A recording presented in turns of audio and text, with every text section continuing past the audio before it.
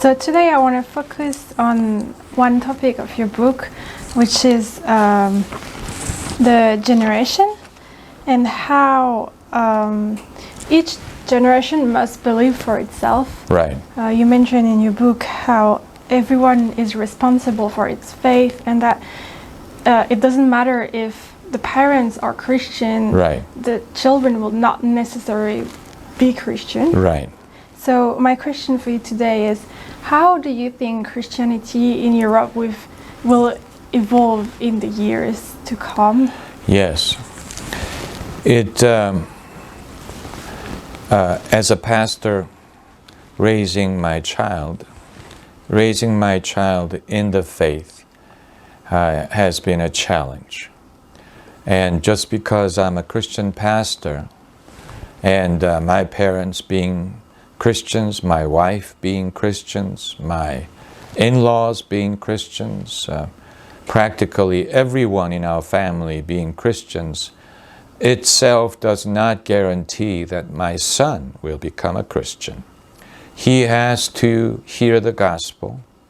I mean, he grew up in a Christian home, listening to Bible stories all his life. Nonetheless, that doesn't guarantee that he will be born again. So he has to hear the Word of God on his own terms from a person that he trusts. And not just because he's a PK, meaning pastor's kid, but because he believes. And so there were moments in my life when I was afraid that my son might have some serious doubts about Christian faith.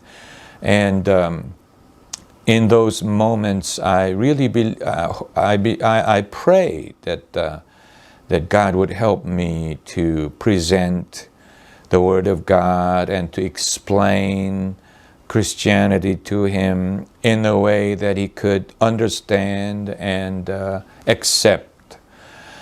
And so each generation being responsible for its own faith, to me it means two things. One, just because a community is Christian, just because society is Christian right now, does not guarantee that it will continue to be Christian in the next generation, because the next generation have their own thoughts.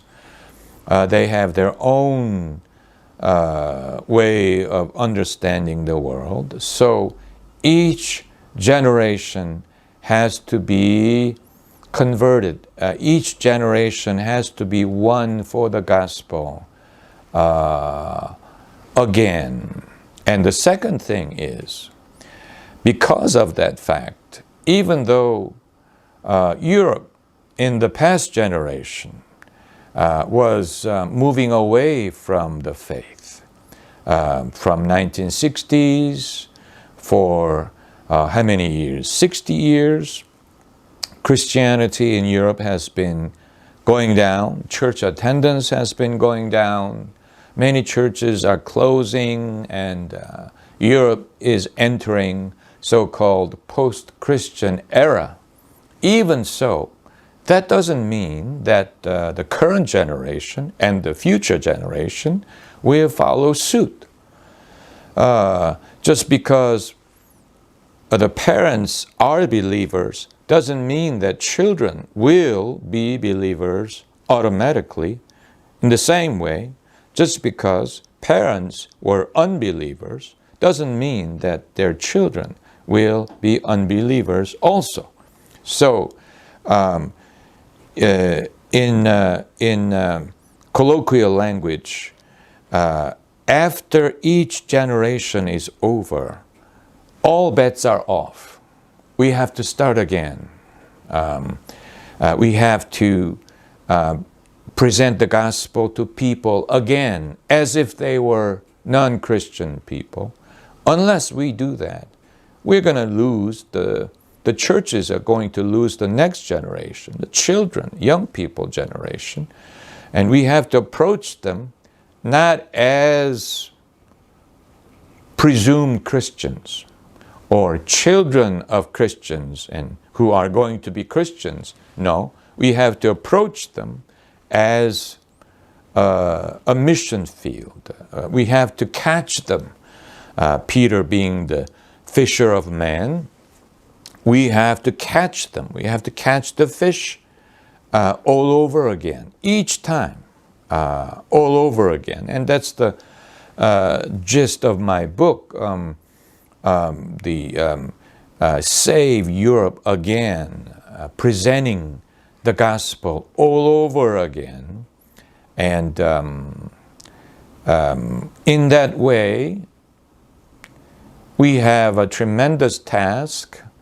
And if the current generation can get hold of the gospel, I believe the spiritual climate of Europe can change dramatically in the future, for the better, from the Christian perspective.